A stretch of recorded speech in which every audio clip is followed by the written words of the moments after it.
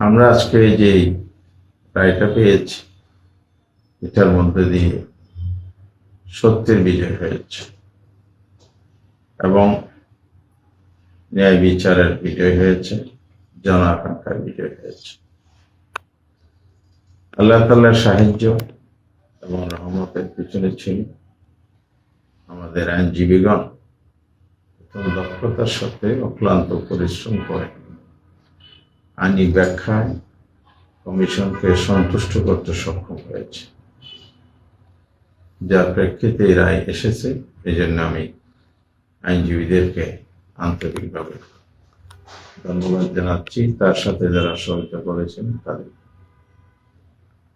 দেশবাসী এবং আমার এলাকার ভোটার ও জনগণ যারা দোয়া করেছেন, যাদের মধ্যে উদ্বিগ্নতা কাজ করেছে, দফায় দফায় অনেকে উদ্যোগতা আমাকে জানিয়েছেন, তাদের এই দোয়া, তাদের আন্তরিকতা, ভালোবাসা, এই জন্য আমি ভোটার এবং জনগণের প্রতিও কৃতজ্ঞতা জানাচ্ছি।